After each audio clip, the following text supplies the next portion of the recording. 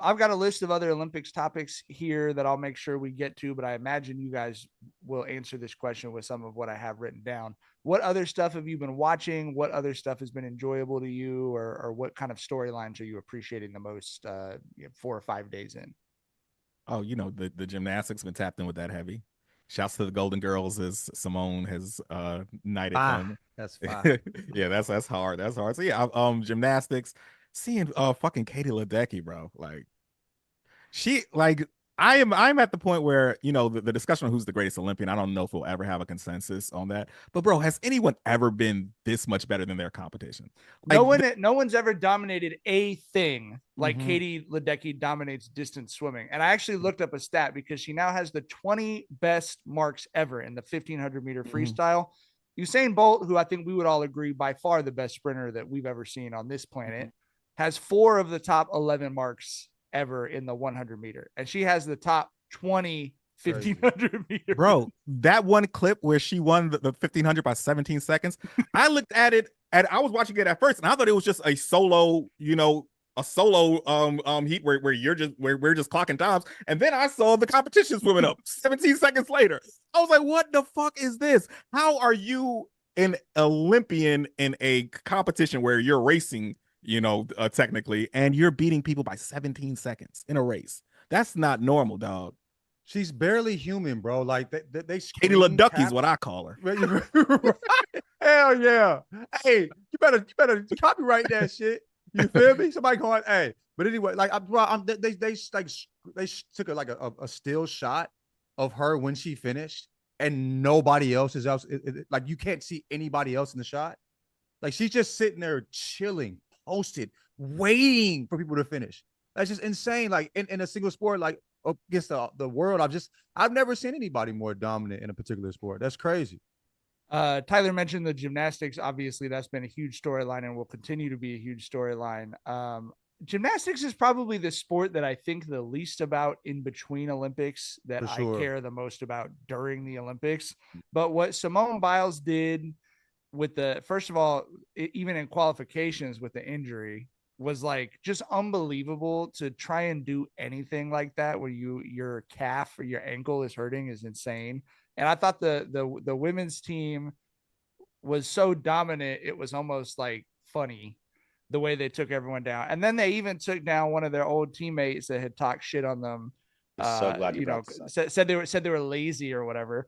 And Simone Biles, puts up the picture of them celebrating the gold medal. It's like just a bunch of lazy, Hey, low work I ethic love the gold petty. medalists. Simone got them Twitter fingers, dog. All world Olympian, all world tweeter, all world Instagram poster. Simone don't take no shit, man. I love that about her. It was funny that you hear the broadcasters talking about, they're fighting for second. Like they didn't even pretend like this team wasn't completely fucking dominating. Let's not try to make it like interesting, bro. They're smacking motherfuckers up. You know what I'm saying? But yeah, I mean, even with that, I still whenever Simone or Jordan like are competing in any way, I feel like I don't breathe.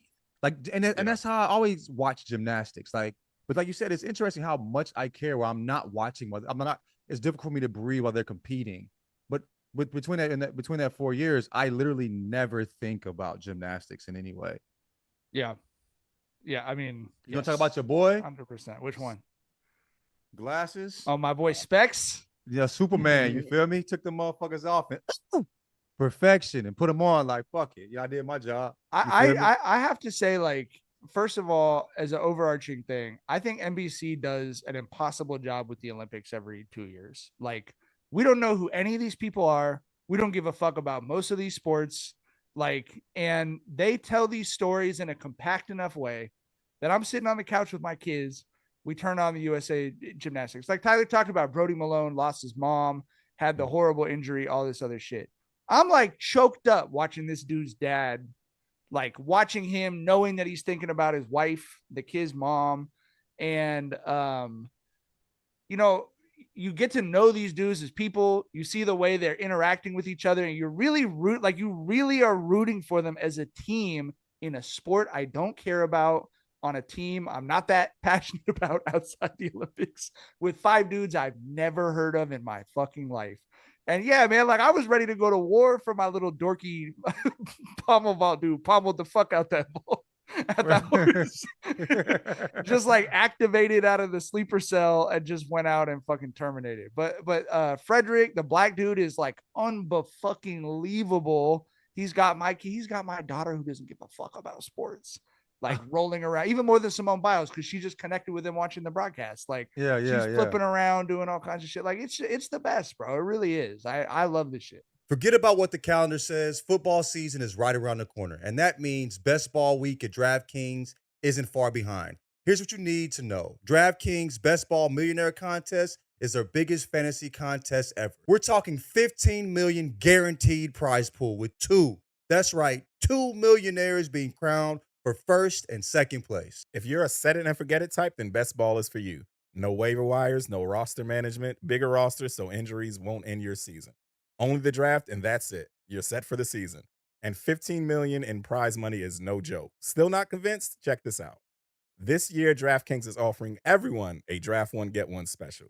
Your $20 entry fee scores you a bonus ticket.